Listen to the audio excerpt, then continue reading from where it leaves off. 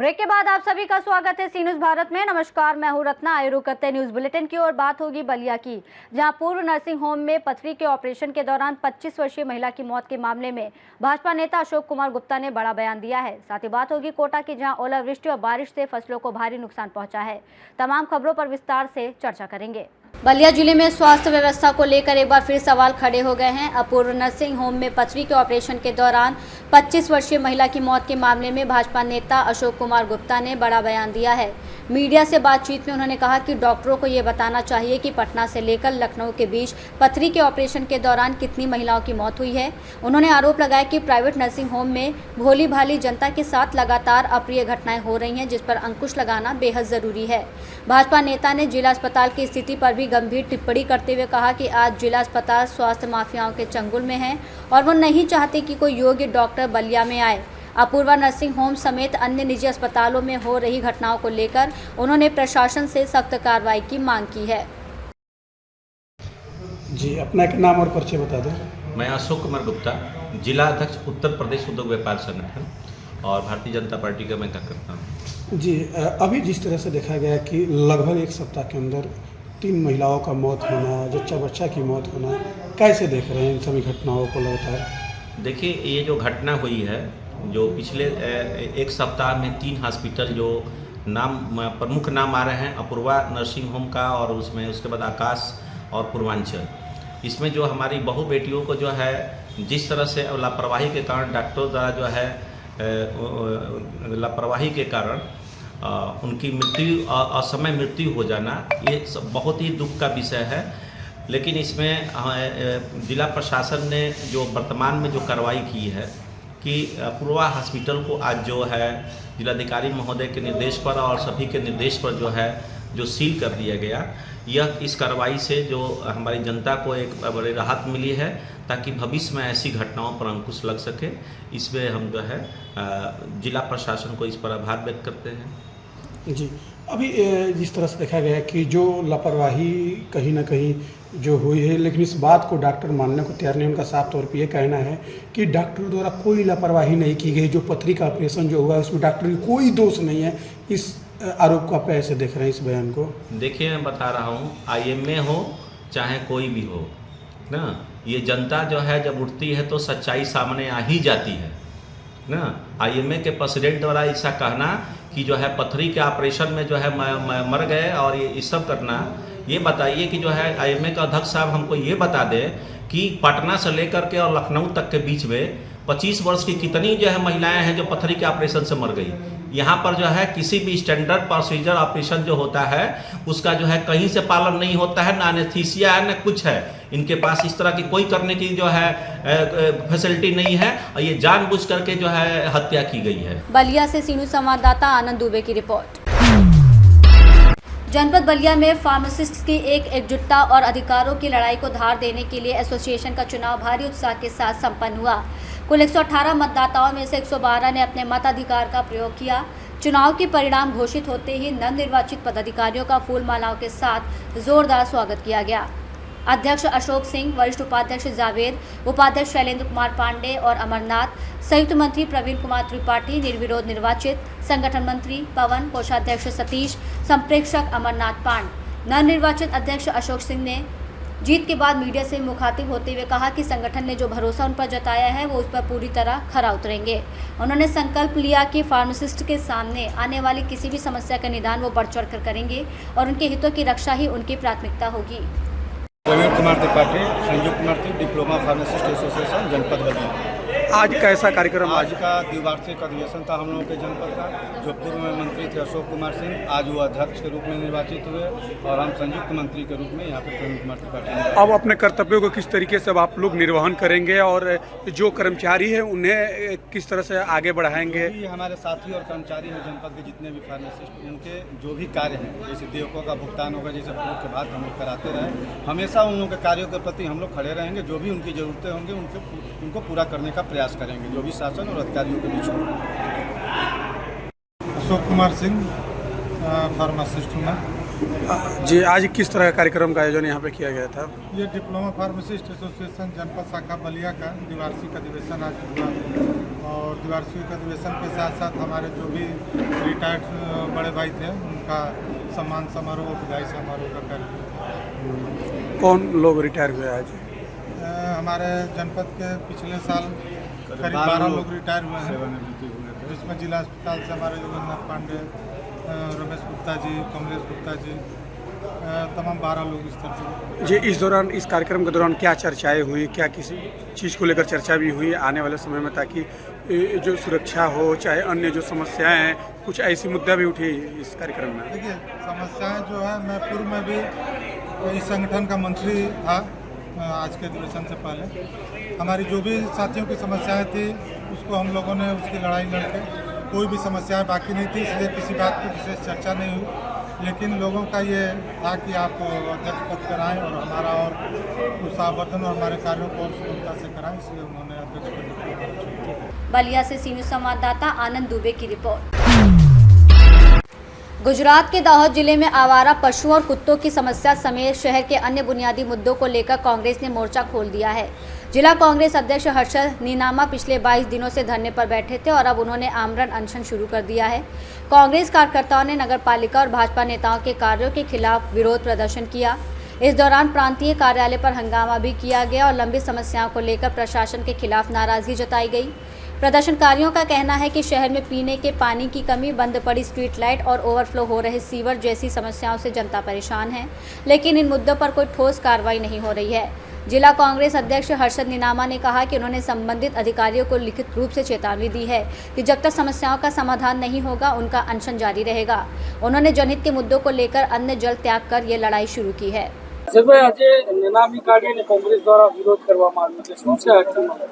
આ નનામી અમે ભારતીય જનતા પાર્ટીની અને નગરપાલિકાની નનામી કાઢી છેલ્લા 35 વર્ષથી ભારતીય જનતા પાર્ટી દાહોદમાં રાજ કરે છે, પરંતુ આ દિવસ સુધી રખડતા ઢોર અને રખડતા કૂતરાઓનો ઉપદ્રવ ગયો નથી। દાહોદ શહેરીજનોને કૂતરા કરડે છે, દાહોદ શહેરીજનોને આ રખડતા ઢોર નુકસાન કરે છે। 7-7 દિવસ સુધી લોકોને પીવાનું ચોખ્ખું પાણી નથી મળતું। 1500 થી વધારે દાહોદ શહેરમાં સ્ટ્રીટ લાઇટો બંધ છે, ગટરોના ઢાંકણા તૂટેલા છે, ગટરો ઉભરાય છે। જન્મ અને મરણના દાખલા માટે લોકો એક મહિના સુધી દાહોદ નગરપાલિકાને ધક્કા ખાય છે, તો પણ લોકોનું કામ નથી થતું। એટલે સામાન્ય જનતાની વાત સાંભળવામાં નથી આવતી। એટલે અમારે અહીંયા છેલ્લા 22 દિવસથી હું ઉપવાસ પર બેઠો છું। દાહોદ શહેર સમિતિ બેઠી છે, દાહોદ જિલ્લા કોંગ્રેસ સમિતિ બેઠી છે, તોય છતાં વાત સાંભળવામાં નથી આવી। એટલે હું આજથી આ મરણ ઉપવાસ પર બેસું છું અને અન્ન અને જળનો ત્યાગ કરું છું। અને જ્યાં સુધી દાહોદ શહેરીજનોનું કામ ન થાય ત્યાં સુધી બેસવાના છે। છેલ્લે અમારો દેહ ત્યાગ કરવો પડે તો પણ અમે તૈયાર છીએ। અધિકારીઓ ક્યારના કે છે, વારંઘડી અમે આવેદન આપ્યું, પણ અધિકારીઓ કે છે કે 90% કામ થઈ ગયું, 90% કામ થઈ ગયું। છેલ્લા 10 વર્ષ થયા, પરંતુ કામનું 90% કામ પૂર્ણ થતું નથી। સ્માર્ટ સિટીને 10 વર્ષ થયા, એ પણ ખતમ થઈ ગઈ, પરંતુ 90% કામ આમનું કદી પૂરું થયું નથી, થવાનું નથી। અમારી આ સમસ્યાનું સમાધાન તમે લિખિતમાં જવાબ માંગ્યો તો એમનું શું કહેવું? અમે લિખિતમાં જવાબ માંગ્યો તો એમને એવું કહેવા માંગે છે કે 90% કામ થયું છે, બીજું કરી નાખશું। અમારી પાસે માણસો નથી, આમ બધા હોળી કરવા ગયા છે, આવા બહાના કરે છે। ચીફ ઓફિસર સાહેબ આવા બહાના કરે છે। તમે પણ માંગ કરી છે કે અમારી પાસે માણસો છે, એના વિશે શું? મેં એમને કીધું છે કે અમારા માણસો પકડી લેશે, તમે એક ચીફ ઓફિસર મૂકો અને પાંજરું આપો, અમારા માણસો પકડશે। અને ગૌશાળા માટે તમને માણસો નહીં મળતા હોય તો અમારા દાહોદ શહેરીજનોને અમારી પાસે ઘણા માણસો છે, મફત અમે ગૌશાળા બનાવવા લાગ્યા, પણ એનું તાત્કાલિક ધોરણે કામ પૂર્ણ કરો ને મને લેખિતમાં આપો કે અમે સ્ટ્રીટ લાઇટો આટલા દિવસમાં રિપેર કરી દેશું, ગટરો આટલા દિવસમાં સાફ કરી નાખશું, કૂતરા અને ઢોરો આટલા દિવસમાં પકડી દેશું, એમ લેખિતમાં તમે આપો, પછી અમે ત્યાંથી ઊભા થશું, એવું મેં કીધું છે। दाहोद गुजरात से सी न्यूज़ संवाददाता सोलंकी रोहित की रिपोर्ट। कैमूर से इस वक्त की बड़ी खबर सामने आ रही है। जिले में गैस आपूर्ति को लेकर प्रशासन ने स्थिति को पूरी तरह सामान्य बताया है। जिलाधिकारी के अनुसार एचपीसीएल, बीपीसीएल और आईओसीएल की 19 एजेंसियां सक्रिय हैं। 30 मार्च तक 3,877 सिलेंडर उपलब्ध थे, जिनमें से 1,257 का वितरण हो चुका है, जबकि 2,620 सिलेंडर अभी मौजूद हैं। हालांकि 15,239 बुकिंग अभी लंबित है, लेकिन प्रशासन का दावा है कि अगले 2 से 3 दिनों में सभी बुकिंग पूरी कर ली जाएंगी। उपभोक्ताओं की सुविधा के लिए कंट्रोल रूम बनाया गया है और अब तक मिली 273 शिकायतों में से 164 का समाधान किया जा चुका है। दुरुपयोग रोकने के लिए लगातार जांच जारी है, लेकिन अब तक कहीं भी घरेलू गैस के गलत इस्तेमाल का मामला सामने नहीं आया है। प्रशासन का कहना है कि जिले में गैस की कोई कमी नहीं है और स्थिति पूरी तरह नियंत्रण में है।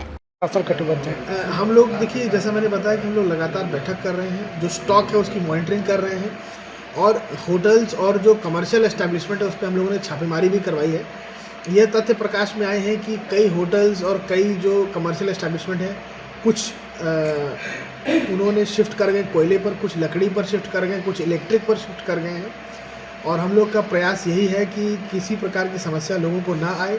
कुछ समस्याएं होम डिलीवरी नहीं होने को लेकर के संज्ञान में आई थी, तो हम लोगों ने कड़े निर्देश जारी किए हैं एजेंसीज़ को कि इस प्रकार की समस्या ना आए। घर घर जाकर के जो पूर्व से पद्धति बनी हुई है गैस वितरण कराने की, उसको लोग कराएं। वेंडर से अगर अनुपालन नहीं हो रहा है सर, तो उसको क्या किया जाए? वेंडर से जहां अनुपालन नहीं हो रहा है उसकी हम लोग ने आज जिला आपूर्ति पदाधिकारी को निर्देशित किया कि एक रिपोर्ट ले लेंगे कि कहां पर वेंडर्स के द्वारा होम डिलीवरी नहीं की जा रही, फिर हम लोग कड़ी कार्रवाई। सर, इसमें जो दूसरी एजेंसियां हैं जैसे कि HP का यहाँ है जी, इंडियन वगैरह, भारत वगैरह का भी अगर हो जाए प्रपोजल, अगर कोई आता है तो उसको सब जरूर हम लोग का प्रयास है कि ज़्यादा से ज़्यादा एजेंसीज रहेंगी तो उसमें जिला को सहयोग रहेगा। और ये तो एक प्रोसेस की प्रक्रिया होती है लाइसेंस लेने की, वो लोग अपना करेंगे, हम लोग का पूरा सहयोग रहेगा। Okay sir, thank you. Kaimur से सीनू संवाददाता राम प्रवेश तिवारी की रिपोर्ट। कन्नौज में सोमवार को कलेक्ट्रेट कार्यालय में उस समय हड़कंप मच गया जब समाज कल्याण राज्य मंत्री असीम अरुण अचानक औचक निरीक्षण के लिए पहुंच गए। मंत्री के अचानक आगमन से कार्यालय में अफरा तफरी का माहौल बन गया और कई कर्मचारी अपनी सीटों से नदारद पाए गए। निरीक्षण के दौरान मंत्री ने विभिन्न शाखाओं का बारीकी से जायजा लिया और कार्यप्रणाली पर नाराजगी जाहिर की। इस दौरान जिलाधिकारी आशुतोष मोहन अग्निहोत्री भी उनके साथ मौजूद रहे। मंत्री ने जिलाधिकारी को निर्देश दिए कि गैर हाजिर कर्मचारियों की सूची तैयार कर उनसे स्पष्टीकरण लिया जाए और संतोषजनक जवाब न मिलने पर सख्त कार्रवाई की जाए। उन्होंने कहा कि सरकारी कार्यालयों में अनुशासन और समय पालन अनिवार्य है और इसमें किसी भी प्रकार की लापरवाही बर्दाश्त नहीं की जाएगी।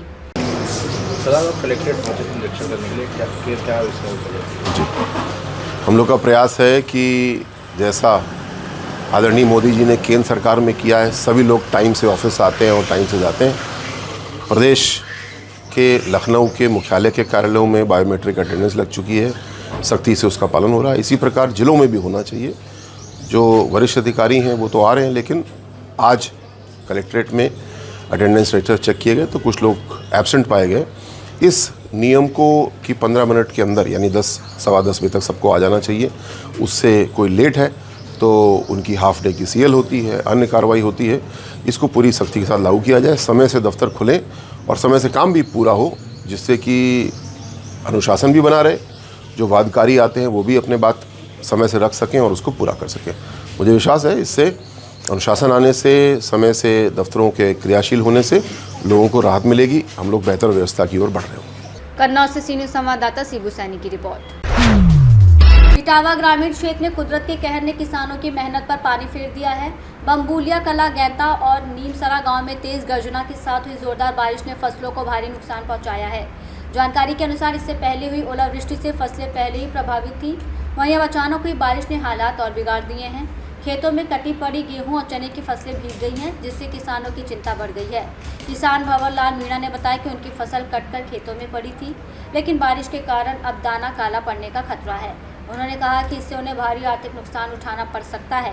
पककर तैयार फसल पर बारिश की मार से क्षेत्र के किसानों में मायूसी का माहौल है। किसान प्रशासन से नुकसान का आकलन कर उचित मुआवजे की मांग कर रहे हैं। इटावा से सीनियर संवाददाता सुरेश कुमार पटेलिया की रिपोर्ट। प्रतापगढ़ जिला पंचायत भवन में शनिवार को आयोजित बैठक में आसपुर देवसरा तृतीय के सदस्य विजय यादव ने जनहित से जुड़े मुद्दों को जोरदार तरीके से उठाते हुए प्रशासनिक कार्यप्रणाली पर सवाल खड़े किए। बैठक में साल 2026-27 के प्रस्तावित बजट और विकास कार्यों को लेकर चर्चा की गई, जिसमें विभिन्न विभागों के अधिकारी और जनप्रतिनिधि मौजूद रहे। बैठक के दौरान विजय यादव ने क्षेत्र की सड़कों की खराब स्थिति और निर्माण कार्यों में लापरवाही का मुद्दा प्रमुखता से उठाया। उन्होंने कहा कि कई सड़कें अधूरी हैं और कई स्थानों पर निर्माण कार्य मानकों के विपरीत हो रहा है, जिससे आम जनता को भारी परेशानी का सामना करना पड़ रहा है। इस पर संबंधित अधिकारियों से जवाब मांगा गया, लेकिन संतोषजनक उत्तर नहीं मिल सका। इसके अलावा उन्होंने पट्टी क्षेत्र के सामुदायिक स्वास्थ्य केंद्र की बदहाल व्यवस्था पर भी सवाल उठाए। अधिकारियों के उदासीन रवैये पर नाराजगी जताते हुए विजय यादव ने कहा कि यदि जल्द सुधार नहीं किया गया तो वो इस मुद्दे को उच्च स्तर तक नहीं उठाएंगे। अधिकारियों के उदासीन रवैये पर नाराजगी जताते हुए विजय यादव ने कहा कि यदि जल्द सुधार नहीं किया गया तो वो इस मुद्दे को उच्च स्तर तक उठाएंगे। उन्होंने स्पष्ट किया कि जनहित के मामलों में किसी भी प्रकार की लापरवाही बर्दाश्त नहीं की जाएगी। बैठक में अन्य सदस्यों ने भी विकास कार्यों में पारदर्शिता और गुणवत्ता सुनिश्चित करने पर जोर दिया। वहीं अध्यक्ष और अन्य जनप्रतिनिधियों ने संबंधित विभागों को आवश्यक दिशा निर्देश दिए। 600 से ज्यादा ओपीडी चलती है और अमरगढ़ भी समुदाय स्वास्थ्य केंद्र पट्टी, यहाँ आंख और हड्डी के विशेषज्ञ की जरूरत है। और दूसरा, वहाँ यहाँ पे अस्थायी महिला डॉक्टर नहीं है, चाहे आप पट्टी ले लीजिए चाहे अमरगढ़ ले लीजिए, अस्थायी महिला डॉक्टर नहीं। तीसरा, जो पट्टी का कैंपस है, आप भी जानते हैं कि हमेशा बिना बारिश के भी जल भराव रहता है। कुछ ऐसी व्यवस्था कर दीजिए कि जल भराव कैंपस में गाड़ी से आप उतरेंगे तो पानी में तब जाएंगे आप हॉस्पिटल।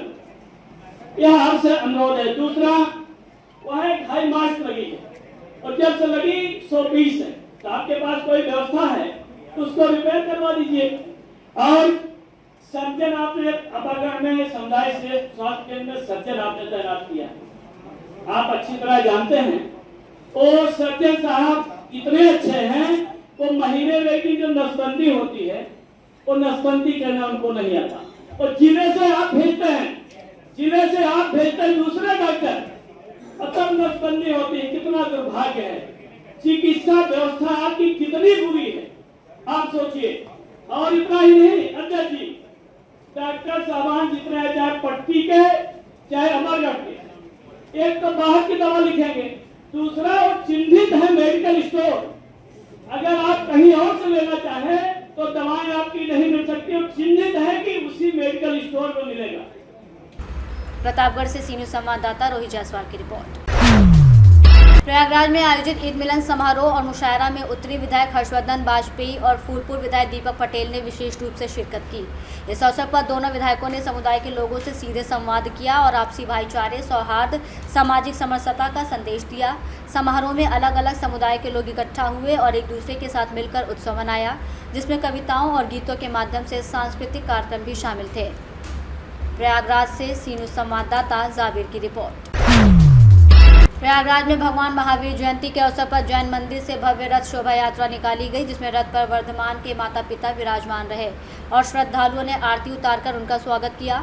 यात्रा के दौरान भक्तों के हाथों में धार्मिक ध्वज, पताकाएं, ढोल ताशा, डीजे, पंजाबी बैंड, झांकियां और एरावत हाथी आकर्षण का केंद्र रहे। वहीं मार्ग के दोनों ओर खड़े श्रद्धालुओं ने पुष्प वर्षा का स्वागत किया। पीले वस्त्रों में सजे महिलाएं और बच्चे वातावरण को भक्तिमय बना रहे थे और जियो और जीने दो जैसे संदेशों के साथ महावीर स्वामी के उपदेशों का प्रचार किया गया। शोभा यात्रा जैन मंदिर से शुरू होकर बहादुरगंज, लोकनाथ, बजाज पट्टी चौक, घंटाघर, जॉनसनगंज, SC वासु रोड होते हुए पुनः मंदिर पहुंची।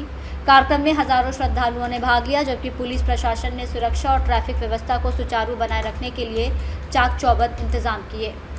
प्रयागराज से सी न्यूज़ संवाददाता जाबिर की रिपोर्ट। पुणे में उद्योग मंत्री उदय सामंत की अध्यक्षता में जिलाधिकारी कार्यालय में आयोजित उद्योग आढावा बैठक में अपर जिलाधिकारी सतीश राउत, मनपा अपर आयुक्त ओम प्रकाश दिवटे, MIDC के उप मुख्य कार्यकारी अधिकारी संतोष भीषे सहित वरिष्ठ अधिकारी और उद्योग प्रतिनिधि मौजूद रहे।